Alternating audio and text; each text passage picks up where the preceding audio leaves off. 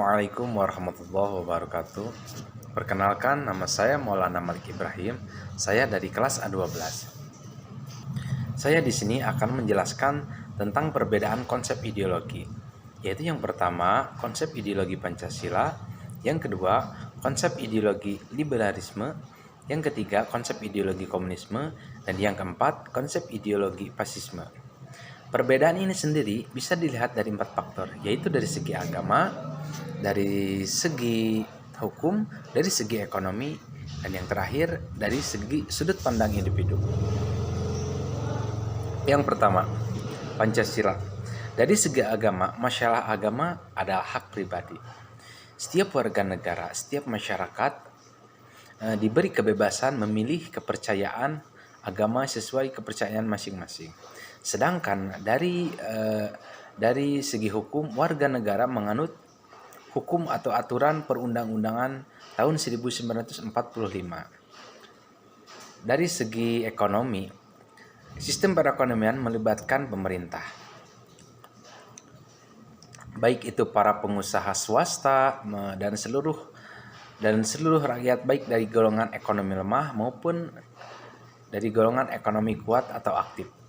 Dalam usaha mencapai kemakmuran bangsa, saling membantu dalam kegiatan ekonomi. Sedangkan dari segi sudut pandang individu lebih diakui atau individu diakui keberadaannya ketimbang masyarakat kelompok tertentu. Nomor 2, liberalisme. Dari segi agama, masalah ketuhanan hampir sama seperti Pancasila. Masalah ketuhanan adalah masalah pribadi, namun tetapi negara tidak ikut campur dalam urusan agama. Setiap warga negaranya diberi kebebasan mau dia beragama maupun tidak, itu adalah hak pribadinya masing-masing. Sedangkan dari segi hukum, warga negara mempunyai kebebasan yang sangat luas, asalkan tidak melanggar aturan yang ada. Dari segi ekonomi, dalam perekonomian membuka persaingan seluas-luasnya, sekuat-kuatnya. Akumulasi modal berada pada beberapa kelompok kecil masyarakat. Sedangkan dari segi sudut pandang individu lebih penting ketimbang masyarakat. Jadi individu lebih dipentingkan ketimbang masyarakat. Nomor 3, komunisme. Dari segi agama sudah tidak asing lagi. Komunisme jelas dalam masalah peragamaan mereka tidak percaya akan adanya ketuhanan atau tidak percaya kepada Tuhan.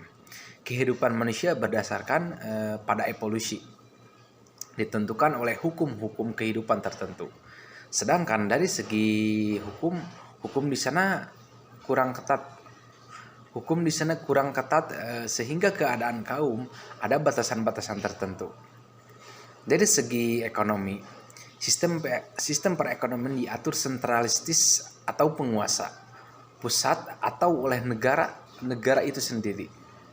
Misalkan ada swasta, itu akan terbatas. Sedangkan dari segi sudut pandang individu, masyarakat diabaikan untuk individu. Individu tidak penting dan masyarakat juga tidak penting. Yang keempat, fasisme.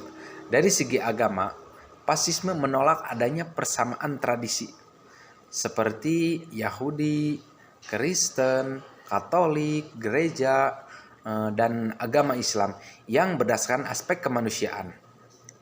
Sehingga mereka mengganti dengan ideologi yang mengedepankan kekuatan. Dari segi hukum di sana yaitu untuk melindungi penguasa, sehingga hukum di sana lebih tumpul ke atas, lebih tajam ke bawah. Bisa dikatakan seperti itu. Dari segi dari segi ekonomi, peran negara sangat kecil dikarenakan monopolisme dan kapitalisme itu didominasi. Dari segi pandangan individu, masyarakat tidak penting. Sosial budaya ditentukan oleh propaganda penguasa atau pemerintah, sehingga daya kritis masyarakat menjadi berkurang